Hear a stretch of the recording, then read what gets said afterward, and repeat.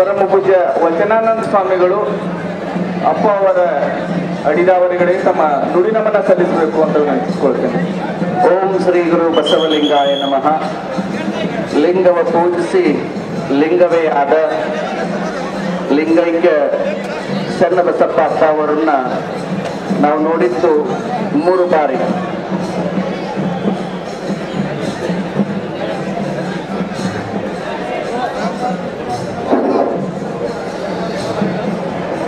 ಮೊದಲನೇ ಬಾರಿಗೆ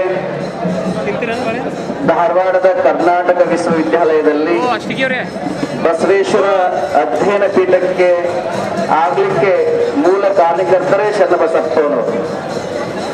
ಎರಡನೇದು ಮಹಾಮಾನವತಾವಾದಿ ವಿಶ್ವಗುರು ಬಸವಣ್ಣನವರ ಮೂರ್ತಿ ಅನಾವರಣ ದೇಶದ ಪಾರ್ಲಿಮೆಂಟ್ ನಲ್ಲಿ ಆಗಲಿಕ್ಕೆ ಮೂಲ ಕಾರ್ಯಕರ್ತರು ಕೂಡ ಪೂಜ್ಯ ಶರಣಬಸಪ್ಪನವರು.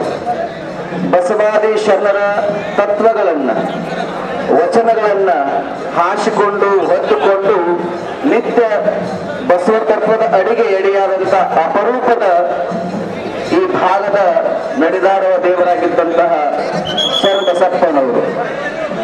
ಅವರ ಶರೀರ ನಮ್ಮ ಜೊತೆಗಿಲ್ಲ, ಆದರೆ ಅವರ ವಿಚಾರಗಳು, ಅವರ ಆದರ್ಶಗಳು, ಅವರು ಹಾಕಿಕೊಟ್ಟು ಬಂದ ಮಾರ್ಗ ಇವತ್ತು ನಮ್ಮ ಕಣ್ಣು ಮುಂದಿದೆ.